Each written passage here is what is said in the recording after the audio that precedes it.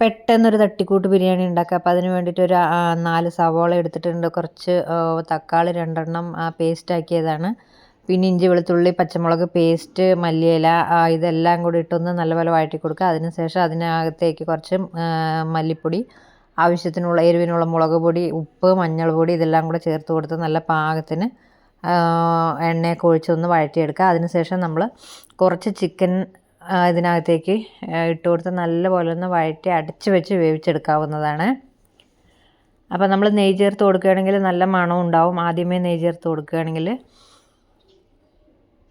അപ്പോൾ നമ്മൾ വീട്ടിലുള്ള ചെറിയ ഇൻഗ്രീഡിയൻസ് വെച്ചുകൊണ്ട് തന്നെ പെട്ടെന്ന് നമ്മൾ എടുക്കുകയാണ്. അപ്പോൾ ഏകദേശം നമ്മുടെ ചിക്കൻ ഒരു കുറച്ച് വേവാവുന്ന സമയത്ത് ഗരം മസാലപ്പൊടി, കുരുമുളക് പൊടിയും കൂടെ ചേർത്ത് കൊടുത്ത് നല്ലപോലെ ഒന്ന് ഇളക്കി എടുക്കാവുന്നതാണ്. ചിക്കൻ ബിരിയാണി മസാല ഉണ്ടെങ്കിൽ അതും കൂടെ ചേർത്ത് കൊടുക്കാം.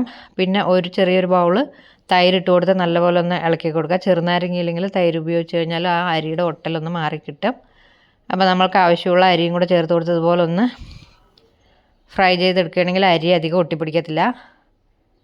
പിന്നെ ആവശ്യത്തിനുള്ള വെള്ളം, 1 ഗ്ലാസ് അരിക്ക് 1.5 ഗ്ലാസ് വെള്ളമാണ് നമ്മൾ ചേർത്ത് കൊടുക്കുന്നത്. ആ അളവിൽ വെള്ളവും കൂടെ ചേർത്ത് കൊടുത്ത് അതൊന്ന് തിളയ്ക്കാൻ വയ്ക്കാം. ആവശ്യത്തിനുള്ള ഉപ്പ് ചേർത്ത് കൊടുക്കണം.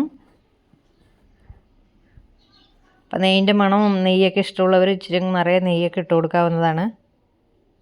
അപ്പോൾ ഇത് ഏകദേശം നല്ലപോലെ തിളച്ച് വന്നിട്ടുണ്ട്. അപ്പോൾ നമ്മുടെ ബിരിയാണി വറ്റി വന്നിട്ടുണ്ട്. അത് നമ്മളിനി മല്ലിയിലയും നെയ്യിൽ അണ്ടിപ്പരിപ്പും മുന്തിരിയൊക്കെ ഇട്ട് ഫ്രൈ ചെയ്ത് അതിലേക്ക് വെച്ച് കൊടുക്കാവുന്നതാണ്. ദമ്മും നമ്മൾ ഇട്ട് കൊടുക്കുന്നുണ്ട്. അപ്പോൾ ഇത്രയേ ഉള്ളൂ, ഈസി ആയിട്ടുള്ളൊരു ബിരിയാണി.